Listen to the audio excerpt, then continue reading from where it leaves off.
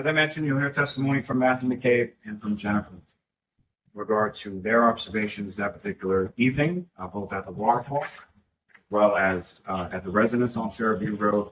And then you'll hear testimony in regard to a phone call. Phone call that Jennifer McCabe sees from John O'Keefe's niece at approximately 4:53 in the morning. She answers that phone call, speaks to the niece briefly, and the niece hands the phone over to the defendant. Now, you'll hear testimony from the niece as well that about 4:30 in the morning or so, the defendant came into her room in a frantic state, saying that Mr. O'Keefe had not come home the night. So initially, when the defendant is talking to Ms. McCabe, she indicates to Ms. McCabe that the last time she saw Mr. O'Keefe was at the waterfall. Eventually, as Ms. McCabe is waking up, she reminds the defendant that she not only saw them leave the waterfall around the same time as herself, but also saw the vehicle, the defendant's vehicle, outside of the home on Fairview Road. Eventually, the defendant, while driving around, coming in as far as other testimony and related testimony, but she's driving around in that morning. She's calling a bunch of number of different people, friends of Mr. O'Keefe. She's calling Mr. O'Keefe himself. She also calls Ms. Roberts. So Carrie Roberts receives a call about 5 a.m. from the defendant indicating that Mr. O'Keefe did not come home, indicating that he got hit by a plow or that he must be dead. Ms. Roberts then gets ready. Mr. McCabe is getting ready as they're all sort of planning to go out and look for Mr. O'Keefe and see if they can locate him. They call numerous times, and we see that within the text messages and the phone extractions from a variety of people's different calls throughout the course of this trial as well. So eventually the defendant comes to Ms. McCabe's home, indicates at some point prior to that she has a cracked tailpipe.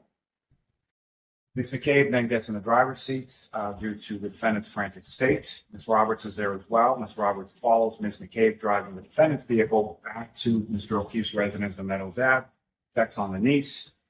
The defendant then shows both Ms. Roberts and Ms. McCabe the damage to her right rear taillight, which is essentially missing a number of different pieces from that right rear taillight. They then proceed off to drive and see if they can locate Mr. O'Keefe. The defendant is insistent that they go to that residence on Fairview Road.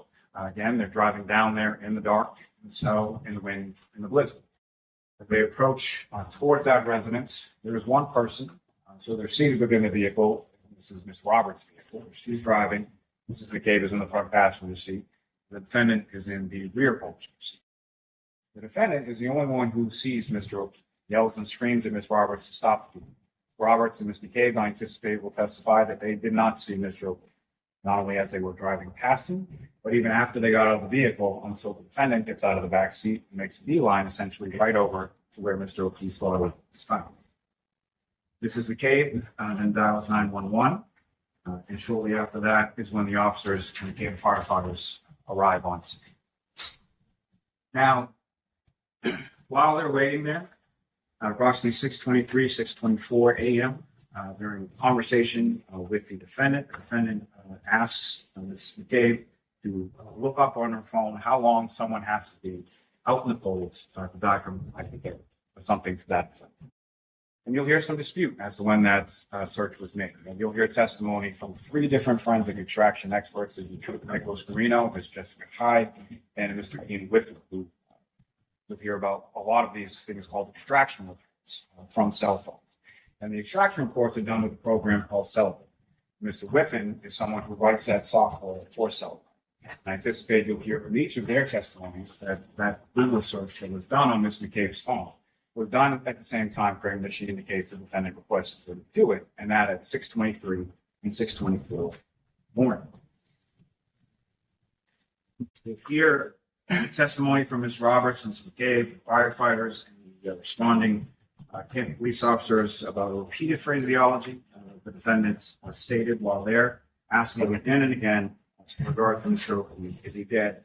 Dead.